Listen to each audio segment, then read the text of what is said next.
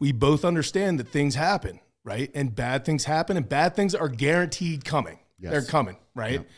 But the thing is that what you do with those challenges and how you attack those things, that is what defines you as a man, like, or as a person, like not even as a man, just as like as a human being, right? And like what you just described is like you went through this thing, right? And like it's really hard for a person who like our identities, both of our identities, obviously you make me look like a little tiny person, but but like both of our identities are like we're big strong guys who like you can't be hurt, you can't be this, you can't be that, right? And like no matter what injury you're going to come back to.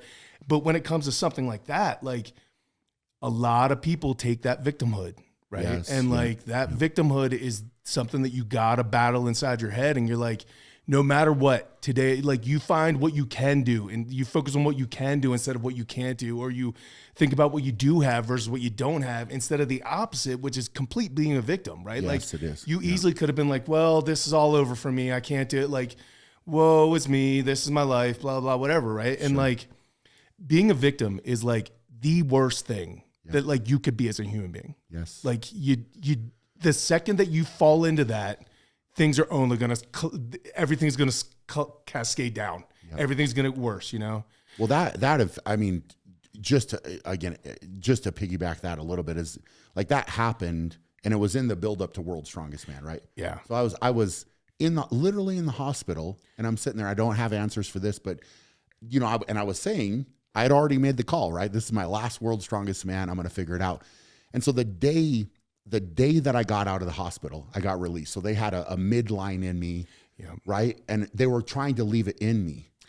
And I said, well, can I work out with this thing in me? And they said, no. And I said, well, take it out. Yeah. Like, I don't want it in because I need to go train. So I literally left the hospital. I got discharged and went to the gym, right? And some people looked at that, and some people that have dealt with that type of cellulitis infection, they were like, I spent the next 3 weeks on the couch. Like, I don't know what you were doing, but you have a will, right? And I was like, I'm going to figure this out. And you know, really, this is, I mean, we could go down and talk about a lot of different situations and things where it didn't look like it was possible, right? Like, and I had that a lot in my strongman career, and a lot of it, some of it I shared, some of it I didn't, where it's like, I'm in the gym, and I think even the guys that trained with me sometimes would question and say like, I don't know if Brian's going to be able to do this, man. Right. And it was like, just all you have to do is give me the path and I will figure it out. Right. Like I'm going to figure. And so I figured out how to get through that, to get back to compete at World's Strongest Man, which, you know, it didn't work out the way that I wanted it to, but at the same time, it was still overcoming that adversity. And it was in a lot of ways a big win because I went through that and then I came back and got out and still competed, right? Where again, I could have easily taken that victim mentality and said, hey guys, I know I announced this was going to be my last one. I'm in the hospital. I was in the hospital for 8 days, I think, or something with that, 8 or 9 days. So I was in the hospital. I'm out.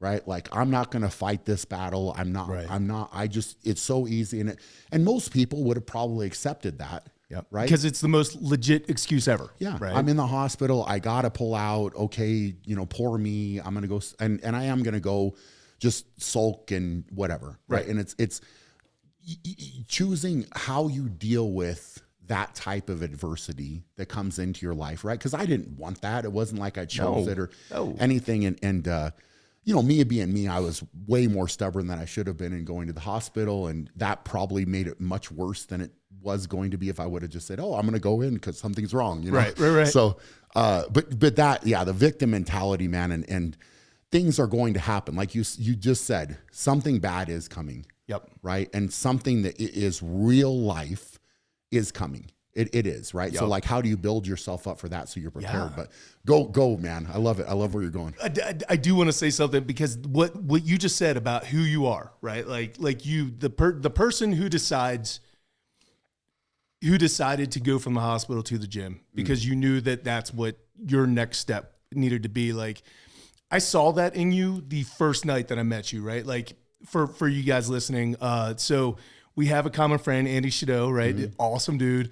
And Andy trains at home in Maryland with me, and he's also like a huge training partner of yours, and he let me tag along. And so I find myself knocking on the hotel door at the Arnold, and suddenly you come through the door and you don't even fit in the door, right? You're like crouched to like come shake my hand. I'm like, holy crap, right?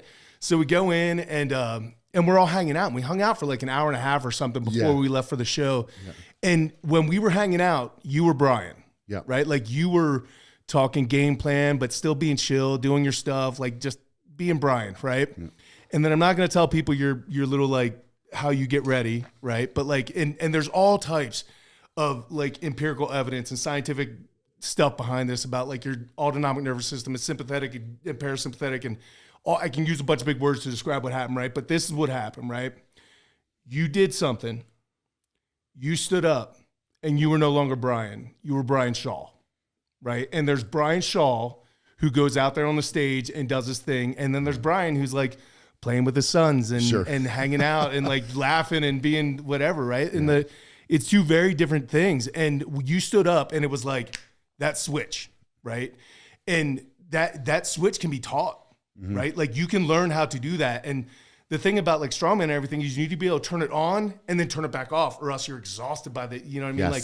Yes. And that's true for everything in life, right? Like if you can control your mind when everyone else is losing theirs, you win, right? You do. And yes, you do. But I will say, like that person that I saw that went from like Brian, who was like just being Brian, and you stood up and you switched, and that switch happened, and I was like, that's Brian Shaw. Like it was different, right? And then you went on, and that's the same person who like got out of the hospital and was like, I gotta go, and that you switched it. Right. And it was just another time, right? If you enjoyed that clip, you can watch the full episode right here. And to watch another clip, click right here.